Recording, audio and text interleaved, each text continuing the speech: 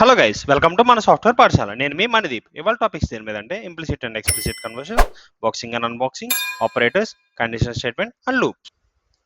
First మనం implicit and explicit conversion గురించి తెలుసుకుందాం. అసలు ఇంప్లిసిట్ కన్వర్షన్ అంటే ఏంటంటే కన్వర్షన్ ఆఫ్ లో level data type values to the high level data type values is called implicit conversion. And explicit conversion అంటే ఏంటంటే conversion of high level data type values to the low level data type values is called explicit conversion.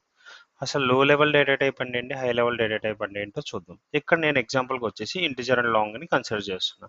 So ఇక్కడ long అనే దాని యొక్క size వచ్చేసి 8 bytes, వేరే ఇంటిజర్కి వచ్చేసి 4 bytes. So compare to long, integer అనేది లో లెవెల్ కదా, సో లో లెవెల్ వాల్యూస్ని హై లెవెల్లోకి ఇక్కడ కన్వర్ట్ చేస్తున్నా. సో లో లెవెల్ని హై లెవెల్ కన్వర్ట్ చేయడాన్ని ఇంప్లిసిట్ కన్వర్షన్, వేరే హై లెవెల్ నుంచి లో లెవెల్ కన్వర్ట్ చేయడాన్ని ఎక్స్ప్లిసిట్ కన్వర్షన్. సో ఇంప్లిసిట్ కన్వర్షన్కి ఇక్కడ ఎగ్జాంపుల్ రాసాము, ఒకటి చూద్దాం. సో ఇంటిజర్ ఇంటి వాల్యూ వచ్చేసి దాని యొక్క వాల్యూ 1 2 3 అనేది అసైన్ చేశాను. సో ఈ ఇంటిజర్ వాల్యూని లాంగ్ వాల్యూలోకి కాపీ చేశాను. దీన్నే ఇంప్లిసిట్ కన్వర్షన్ చేసి ప్రింట్ చేసి వాల్యూ చెక్ చేద్దాం. వేరే సిమిలర్లీ డబల్ వాల్యూలోకి 123.13 అనే వాల్యూ ఇనిషియలైజ్ చేశాను. దీన్ని high level to low level ఇంటిజర్లోకి కాపీ చేసాం. ఇలాంటి టైంలో ఏమైనా డేటా లాస్ ఉందేమో చెక్ చేద్దాం రన్ చేసి.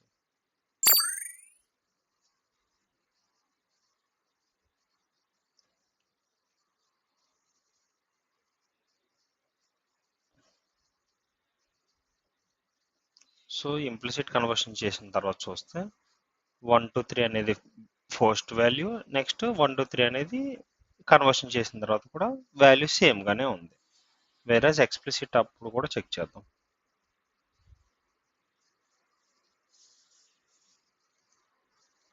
ఇప్పుడు ఎక్స్ప్లిసిట్ అప్పుడు చూస్తే డేటా లాస్ అనేది ఉంది. 123.13 అనేది ఇనిషియల్ వాల్యూ, ఆఫ్టర్ వాల్యూ వచ్చేసి 1 2 3.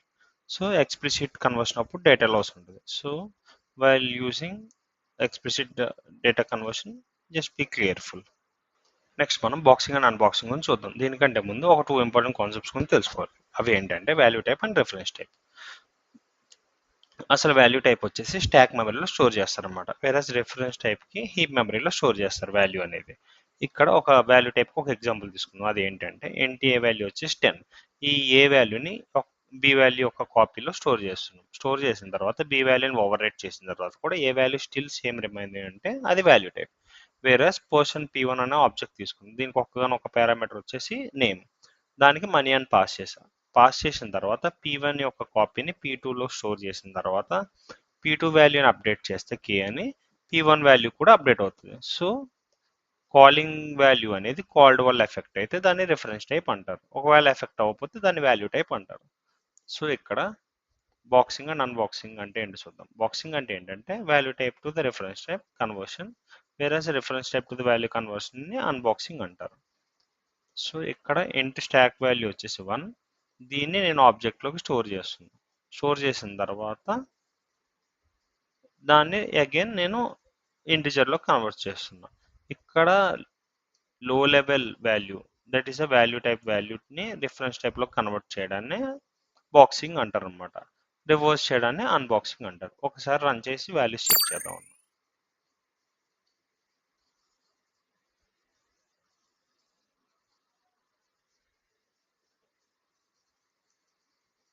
సో ఇక్కడ బాక్స్డ్ వాల్యూ వచ్చేసి 1, అన్బాక్స్ చేసిన తర్వాత కూడా దాని వాల్యూ అనేది సేమ్ ఉంది. This is called as boxing and unboxing concept. ఇక్కడతో మనం implicit and explicit conversion complete చేసాం, and boxing and unboxing complete చేసాం. నెక్స్ట్ మనం ఆపరేటర్స్, కండిషన్ స్టేట్మెంట్, ఆ లూప్స్ గురించి చూద్దాం. సి షార్ప్లో కొన్ని డిఫరెంట్ టైప్స్ ఆఫ్ ఆపరేటర్స్ అనేవి ఉన్నాయి. అవి ఏంటంటే arithmetic, relational and logical operators. ఈ ఆపరేటర్స్ అనేవి ఎందుకు అంటే కొన్ని మ్యాథమెటికల్ ఆపరేషన్స్ అనేవి మనం ప్రోగ్రామింగ్ చేసేటప్పుడు యూజ్ చేయడానికి. సో ఫస్ట్ అథమెటిక్ ఆపరేటర్స్ గురించి చూద్దాం. దానికోసం నేను 2 వేరియబుల్స్ తీసుకున్నాను, ఏ అండ్ బి. దానికి వాల్యూస్ ఇనిషియలైజ్ చేశాను 10 and 3 కింద.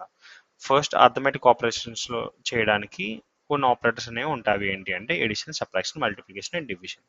సో ఇట్లా నేను ఏ అండ్ బి వాల్యూస్ని ఈ ఆపరేషన్ చేసిన తర్వాత దీని యొక్క వాల్యూ ఏమనేది ఏమొస్తాయో రన్ చేసి చెక్ చేద్దాం.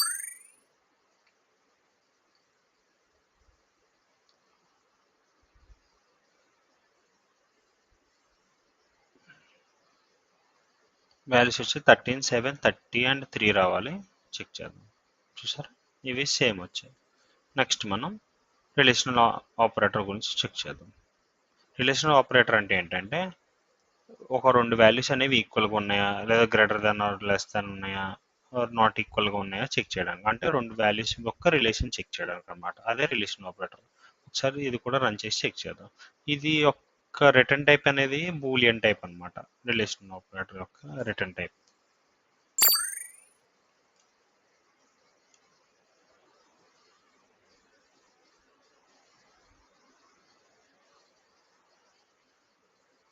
False true true false true true అని రావాలి. అదే వచ్చింది, లేదు చూద్దాం. ఓకే, ఇది సేమ్ రిటర్న్ చేసింది. నెక్స్ట్ మనం లాజికల్ ఆపరేటర్స్ గురించి చూద్దాం. దీనికోసం నేను ఒక 2 వేరియబుల్స్ తీసుకున్నా. అవి ఏంటంటే is adult and has licence అనేవి. సో ఈజీ ఎడిల్ట్ అనేది ఇక్కడ ట్రూ, హ్యాస్ లైసెన్స్ అనేది ఫాల్స్. సో అండ్ కండిషన్ ఏంటంటే it returns true if both the values are true. And or అనేది ఏంటంటే it returns true if either of the one is true. Not ఏంటంటే totally opposite. True అయితే false, false అయితే true అనేది return చేస్తుంది. So ఇక్కడ ఈ 3 కండిషన్స్ మనం ఒకసారి రన్ చేసి చెక్ చేద్దాం.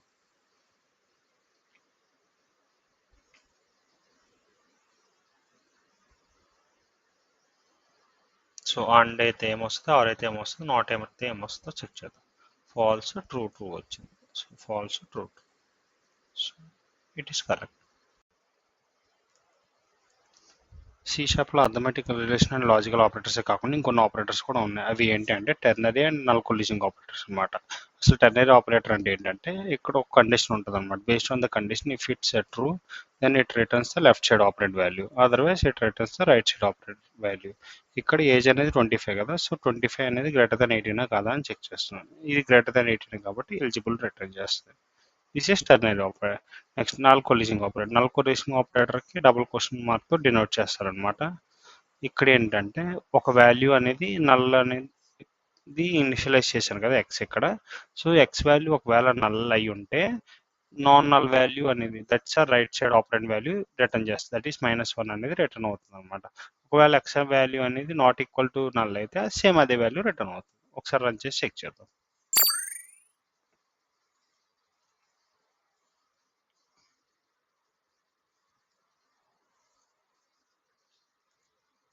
సో ఫస్ట్ వన్ ఎలిజిబుల్ అని ప్రింట్ అయింది, టెర్నరీ ఆపరేటర్ యొక్క output. Next null collision. X value ఏముంది, నల్ ఉంది. సో ఒకవేళ నల్ అయితే ఎక్స్ వాల్యూ ఏం తీసుకోవాలి, నల్ కొలిసింగ్ ఆపరేటర్ ప్రకారం రైట్ సైడ్ ఆపరెంట్ వాల్యూ తీసుకోవాలి. దట్స్ -1. సో వై వాల్యూ వచ్చేసి -1 అనమాట. అదే -1 ప్రింట్ అయింది. ఎగ్జాంపుల్గా రన్ టైంలో చేంజెస్ చూద్దాం, ఏమైనా వస్తుందో చూద్దాం. ఎక్స్ వాల్యూ నల్ ఉంది కదా, నేను ఎగ్జాంపుల్గా ఒక 5 ఇస్తున్నా. 5 ఇచ్చినప్పుడు ఎక్స్ వాల్యూ ఒకసారి చెక్ చేస్తే 5 అని ఉంది కదా, ఇప్పుడు వై వాల్యూ కూడా 5 ఉండాలి. చూసారా, ప్రింట్ అయితే 5 ఉంది. సో నాన్ నల్ వాల్యూ అయితే సేమ్ అదే వాల్యూ తీసుకుంటుంది, లేకపోతే నల్ వాల్యూ అయితే ఆపోజిట్గా ఏ వాల్యూ ఇస్తే ఆ వాల్యూ తీసుకుంటుంది అనమాట, ఆల్టర్నేటివ్గా. That's null coalescing operator.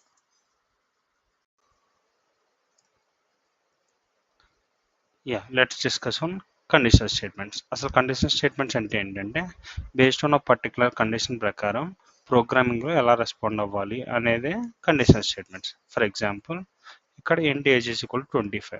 ఒక ఓటింగ్ సిస్టమ్ తీసుకుంటే వాళ్ళు అబోవ్ ఏజ్ 18 ఉంటేనే ఓట్ వేయాలి కదా. అలాగే ఇక్కడ ఒక పర్సన్ వచ్చారు, అతను ఏజ్ వచ్చి 25. అతను గ్రేటర్ దాన్ 18 కదా అని చెక్ చేస్తున్నాం. ఒకవేళ గ్రేటర్ దాన్ 18 అయితే ఈజ్ ఎలిజిబుల్ టు ఓట్ అని ప్రింట్ చేస్తున్నాం. ఒకవేళ కాకపోతే నాట్ ఎలిజిబుల్ టు ఓట్ అని ప్రింట్ చేస్తున్నాం. ఇదే ఇఫ్ అండ్ ఎల్స్ కండిషన్ అనమాట. నెక్స్ట్ వచ్చేసి డే నేమ్ తీసుకున్నాం, ఇది వెడ్నెస్డే వాళ్ళ డే. సో ఇక్కడ వెరిఫై చేస్తున్నాం, ఒకవేళ సండే అయితే సండే అని ప్రింట్ చేయాలి, మండే అయితే మండే అని ప్రింట్ చేయాలి, ట్యూస్డే అయితే ట్యూస్డే అని ప్రింట్ చేయాలి, ఏ డే అయితే ఆ డే అని ప్రింట్ చేయాలి అంటున్నాం. దీనికోసం if elif elif elif elif ఇలా రాస్తే ఏమవుతుంది అంటే ప్రతిసారి ఈ డే అనేది ఈ కండిషన్తో చెక్ చేస్తుంది, నెక్స్ట్ కాకపోతే ఈ కండిషన్ చెక్ చేస్తుంది, కాకపోతే నెక్స్ట్ కండిషన్ చెక్ చేస్తుంది. ఇలా ప్రతి కండిషన్తో చెక్ చేస్తుంది. ఇట్లా ఒక 100 రూల్స్ ఉన్నాయి అనుకో, 100 చెక్ చేయాలి కదా. ఇట్లా కాకుండా దీనికి ఒక ఆల్టర్నేటివ్ అనేది క్రియేట్ చేశారు. అది ఏంటంటే స్విచ్ కేస్.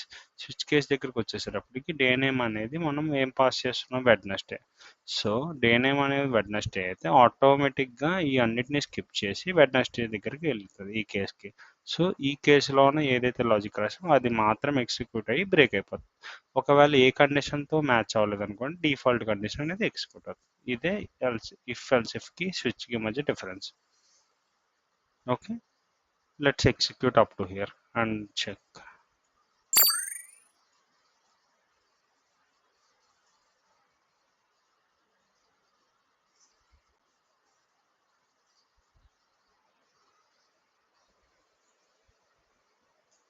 ఏజ్ వాల్యూ అనేది 25. So it is greater than 18 కాబట్టి ఈ కండిషన్లోనికి ఎగ్జిక్యూట్ అయిందనమాట. So I'm eligible for vote. Next వచ్చేసి డే నేమ్ అనేది వెడ్నెస్డే. సో ఇది ఎలా ఎగ్జిక్యూట్ అవుతుంది, సండే కాదు, మండేకి వెళ్ళింది, మండే కాదు, ట్యూస్డే కాదు, వెడ్నెస్డే. దీనిలోనికి ఇది ఎగ్జిక్యూట్ అయింది, దిస్ డే ఇస్ వెడ్నెస్డే అని. నెక్స్ట్ స్విచ్ కేసుకి ఎట్లా వర్క్ అవుతుందంటే మీకు చెప్పాను కదా, ఒకసారి మీకోసం ప్రతి చోట డీబగ్గర్ పెట్టి చూపిస్తా ఎగ్జిక్యూట్ అవుతుంది లేదు.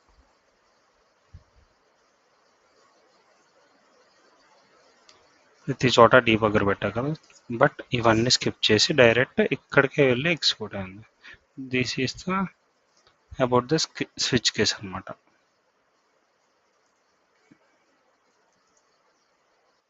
సి షార్ప్లో నెక్స్ట్ కాన్సెప్ట్ ఏంటంటే లూప్స్ అనమాట. లూప్స్ అనే కాన్సెప్ట్ ఎందుకు అంటే మనకు రియల్ టైంలో ఒక డేటా ఉండొచ్చు కదా, డేటా కానీ కలెక్షన్ ఆఫ్ లిస్ట్ కానీ అరేస్ కానీ ఉండొచ్చు కదా. ఆ యొక్క డేటాని రిట్రీవ్ చేసి ఒక్కొక్కటి రీడ్ చేయడానికి అంటే యాక్సెస్ చేసుకోవడానికి ఈ లూప్స్ కాన్సెప్ట్ అనేది యూజ్ అవుతుంది అనమాట. లూప్స్లో డిఫరెంట్ టైప్స్ ఆఫ్ లూప్స్ ఉన్నాయి, ఒక్కొక్క దానికి ఒక్కొక్క యూజ్ కేస్ ఉంది. For loop, while loop, do while and for each loop అనమాట. ఇక్కడ ఫర్ ఎగ్జాంపుల్ నేను ఒక ఇంటిజర్ ఆఫ్ ఎరే టైప్ తీసుకున్నా which is of length 4, having values 1 2 3 4 అనమాట. దాని యొక్క ఇండెక్సెస్ వచ్చి 0 1 2 3. సో ఇక్కడ నేను ఒక ఫర్ లూప్ తీసుకున్నా కదా, ఇక్కడ ఏంటి రాశాను, ఐ వాల్యూ 0 అంటే ఫస్ట్ వాల్యూ నుంచి ఐ వాల్యూ లెస్ దాన్ 4 అయ్యేదాకా ఒక్కొక్క వాల్యూ ఇటరేట్ చేస్తూ యాక్సెస్ చేస్తూ ప్రింట్ చేయి అని చెప్తున్నాను. That's a for loop. But ఇక్కడ ఒక ఇష్యూ అరైజ్ అవ్వచ్చు. ఇక్కడ నేను లెస్ దాన్ బదులు పొరపాటున less than or equal to or greater than పెట్టాను అనుకోండి, వాల్యూ అనేది అవుట్ ఆఫ్ ఇండెక్స్ అనేది యాక్సెస్ చేయడానికి ట్రై చేస్తున్నా అని అర్థం అనమాట. సో అట్లాంటి టైంలో ఇండెక్స్ అవుట్ ఆఫ్ స్కోప్ అనేది ఎర్రర్ వస్తుంది. సో కండిషన్ ఇచ్చేటప్పుడు 1కి 2 సార్లు చెక్ చేసుకోండి. Next while loop. ఇది కూడా సిమిలర్ టు ఫర్ లూపే. ఇక్కడ ఏంటంటే ఒక స్టార్టింగ్ వాల్యూ ముందుగానే ఇస్తాము, ఆ వాల్యూ అనేది బేస్డ్ ఆన్ కండిషన్ ఇక్కడ చెక్ చేస్తూ ఉంటాము. కండిషన్ ఓకే అయితే లోన్కి వెళ్ళి ప్రింట్ అవుతూ ఇంక్రిమెంట్ అవుతూ ఉంటుంది అనమాట. That's a while loop. Next do while. ఇది ఏంటి అంటే ఎగ్జాంపుల్ ఒక ప్రీ రిక్విజైట్స్ అనేవి ఉన్నాయి, నాకు అది ఖచ్చితంగా ప్రింట్ అవ్వాలి కండిషన్ చెక్ చేయకముందే అన్న సినారియో ఉందనుకోండి. అట్లాంటి టైంలో డూ వైల్ అనేది యూస్ చేస్తారు. సో ప్రీ రిక్విజైట్స్ అనేవి ముందు ప్రింట్ చేసి నెక్స్ట్ కండిషన్ చెక్ చేస్తూ నెక్స్ట్ ఇటరేషన్ అనేది కంటిన్యూ చేస్తాం. సో అట్లాంటి టైంలో డూ వైల్ అనేది యూస్ చేస్తారు. Versus for each loop. For each loop అనేది మెయిన్లీ కలెక్షన్స్ కానీ ఒక లిస్ట్ ఆఫ్ డేటాని రిట్రీవ్ చేయడానికి వాడచ్చు అనమాట. ఫర్ ఈచ్ లూప్ ఈ అడ్వాంటేజ్ ఏంటంటే ఒకవేళ కలెక్షన్ డేటా ఉంటే లూప్ లోనికి వెళ్ళి ప్రింట్ అవుతుంది, లేకపోతే లేదు. That's about the loops. ఒకసారి ఒక్కొక్క లూప్ ఎగ్జిక్యూట్ చేస్తూ చెక్ చేద్దాం అనమాట ప్రింట్ అవుతుందా లేదా అనేసి. 1 2 3 4 టైమ్స్ అనేది ప్రింట్ అయింది. ఫర్ లూప్ 1 2 3 4 ప్రింట్ అయింది కదా. నెక్స్ట్ వైల్ లూప్ కూడా చెక్ చేద్దాం. 1 2 3 4 టార్గెట్ వైల్ ఇంక్రిమెంట్ అవుతూ ప్రింట్ అవుతుంది. So again 1 2 3 4. Next do while అనేది ఏంటంటే ముందు 1 అనేది ప్రింట్ అయిపోతుంది, తర్వాతే కండిషన్ చెక్ చేస్తూ ఇంక్రిమెంట్ అవుతూ ఉంటుంది అనమాట.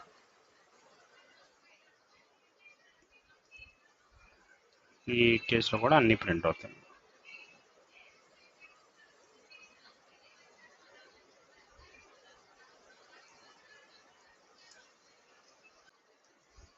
ఇక్కడతో operator condition statement and loops కూడా కంప్లీట్ చేస్తాం. నెక్స్ట్ సెషన్లో value type, reference type, parameter అరే, enum, obsolete, hash table and dictionary cover చేద్దాం. Thanks for the session. Let me know if you have any questions in the comment section.